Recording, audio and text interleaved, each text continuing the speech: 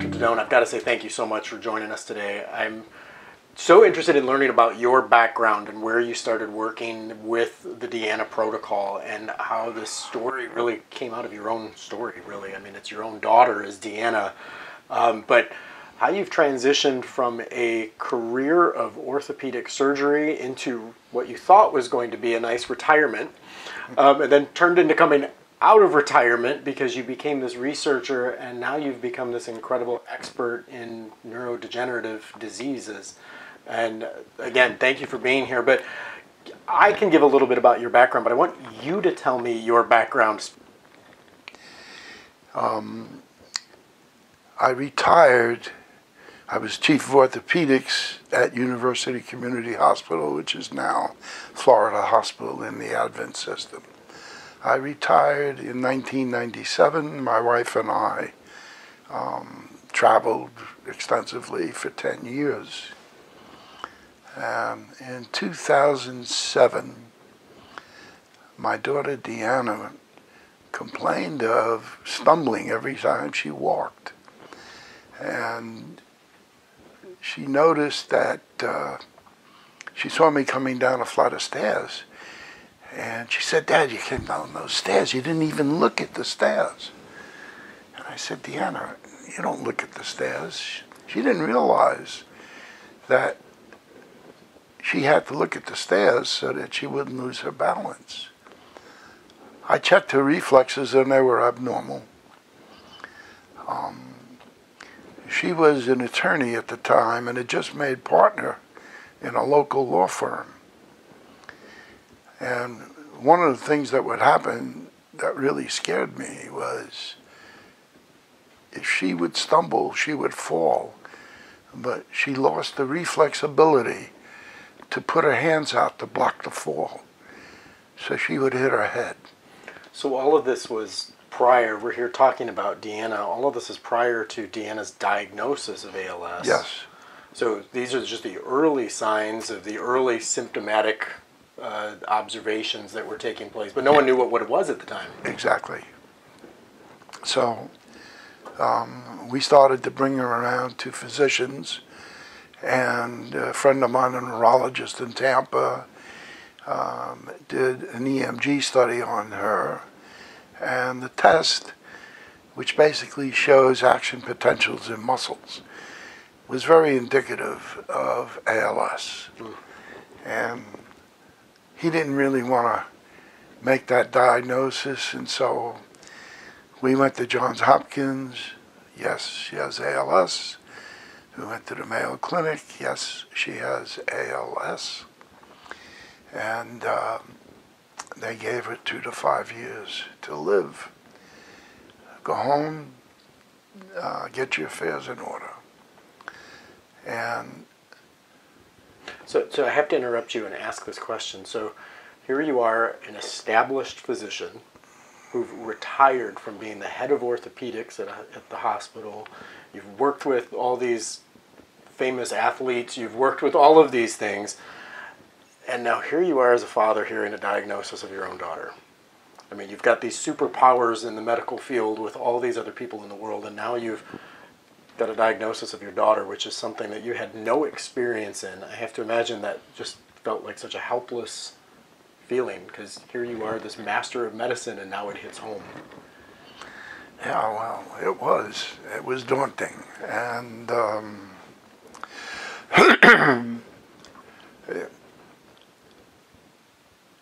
it was just something that it was almost impossible for me to accept. I had one experience with ALS, and it happened to be just an observational experience where I saw a woman taken out of a wheelchair and put into a chair that extended out from the car, and just watched her total inability to move, and then the chair picked her up and went in the car. And I said to myself, can you imagine? You still have a brain, you can still think, but your body doesn't function. You can't hold anything, you can't walk, you can't even sit up straight. Being flashbacks of this moment when you hear that your daughter now has ALS. Absolutely. You're thinking back to this woman you saw completely debilitated in a van one day. And I'm saying, is this going to be my daughter?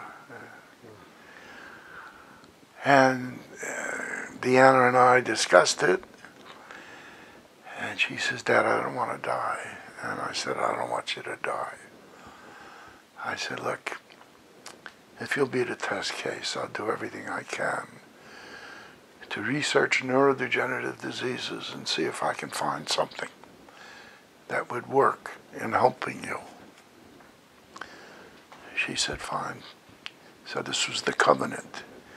And indeed, almost for 2 years, I injected her with substances. She took oral substances, intravenous substances, and to see if there was anything that might help her. During this period of time, her disease was progressing. I think it was about 2011 when I came across this product, alpha ketogluteric acid, which when I gave it to her, she said, Dad, I can carry a glass of water without spilling it now. And patients who have ALS have incessant muscle symptoms, twitching, fasciculations, so they're very uncomfortable. And the AKG suppressed those symptoms. She also had severe muscle cramps. And I spoke to her doctor at Johns Hopkins, and he said you can use gabapentin. I researched gabapentin. I saw it was gamma-aminobutyric acid, which is the primary inhibitory neurotransmitter. And we put her on that. It was not supposed to be able to pass the blood-brain barrier, but she started taking it. She no longer had the cramps. Yeah, I want to add, this is 4 years later. This Yes. is 2007 as a diagnosis, and you started work immediately, which is probably one of the most amazing parts I hear of the story, because being familiar with the story, she received the diagnosis, and you didn't wait a year. You didn't wait 2 years. You didn't, you jumped into action, like a heroic father would. But you jumped into action to start doing this. But it wasn't for 4 years that you really came across what started working. So 2 to 5 year diagnosis. That's her. You said you used the words, go home and get your affairs in order. Yes. She has 2 to 5 years to live. You started doing all of these things, desperately searching for something that would have an impact. And I would argue and say something was having an impact because she stayed alive all the way through 2011 when you came across some of these things. So her condition, she continued to generate. She continued to have cellular death. She continued to, become more symptomatic and more symptomatic as time played out. But 4 years, she was a patient zero to your research. That time had to seem like an eternity. Well, it did. And once we started the Deanna protocol, which was the combination of AKG and GABA, and let me just say, that's the core Deanna protocol. But alpha ketogluteric acid is it's a bipolar acid. It's very strong. And we look for something to neutralize it. And arginine is a bipolar base. And so arginine neutralized it. Plus there was an added benefit to arginine, which was basically it increased energy production in the mitochondria. It also lowered blood sugar and caused vasodilation, which increased blood supply. So the Deanna protocol was developed AAKG and GABA. And we started her on that. And I said, this is working for my daughter. Her cognition was improved, her muscle symptoms were suppressed, and the speed with which the disease was progressing was slowed down. And so that was 2011.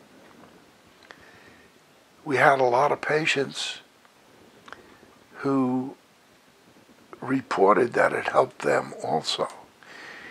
They stated, you know, I can swallow, I couldn't swallow before. And I don't have the muscle symptoms. Some might say, it didn't really help the muscle symptoms. And I would tell them, okay, stop taking it for a few weeks and let me know how you do.